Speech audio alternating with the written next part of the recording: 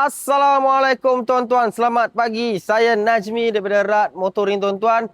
Hari ini saya ada dua buah MPV berasal daripada Jepun, jenama Toyota tuan-tuan. Memang kalau jenama Toyota ni jangan runsing lagi tuan-tuan. Enjin tahan lasak, maintenance murah tuan-tuan. Okey. Yang pertama tuan-tuan, yang ni Toyota Wish tuan-tuan 1.8 tahun 2005 register 2010 tuan-tuan. Tayar pun 80% lagi ada. Okey, 1.8 ni road tax murah sahaja. Dalaman fabric seat, color hitam semua tuan-tuan. Okey, boleh tengok yang ni mileage baru 100,000 lebih sahaja.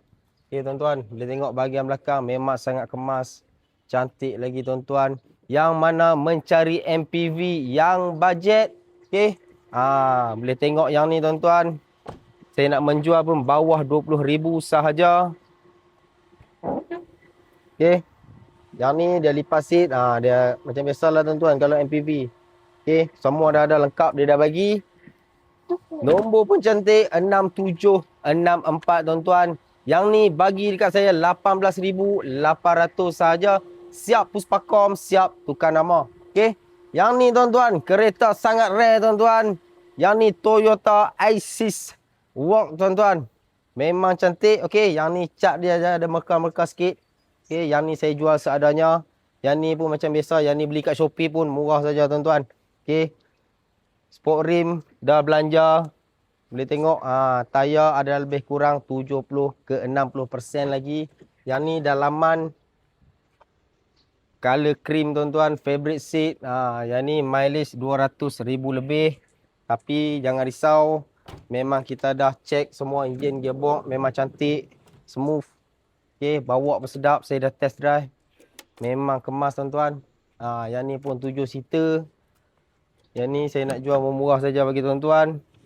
Okay. Dia lampu belakang tuan-tuan. Yang ni memang sangat rare. Memang cun tuan-tuan.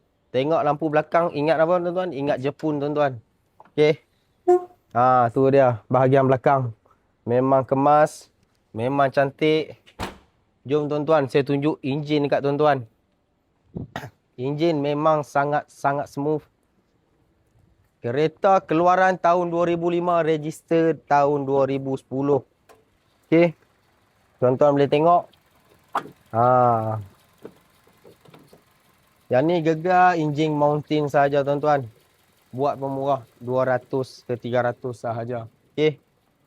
Kejap tuan-tuan, saya rem.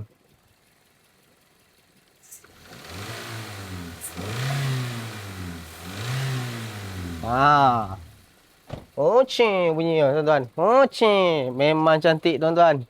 Yang ni, enjin smooth.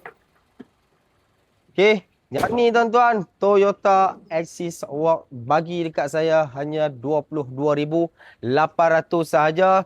Tuan-tuan tak percaya, tuan-tuan mai, kita test drive, check, tuan-tuan boleh bawa foreman, kita check sama-sama puas hati, baru beli tuan-tuan. Okey, yang mana berminat dengan dua buah ni tuan-tuan, terus hubungi saya. Saya berada di Selayang. Lagi satu tuan-tuan, saya nak ingatkan, saya ada buat promosi Merdeka. Siapa-siapa yang beli dekat saya bagi 2 botol minyak motor tuan-tuan berharga RM400.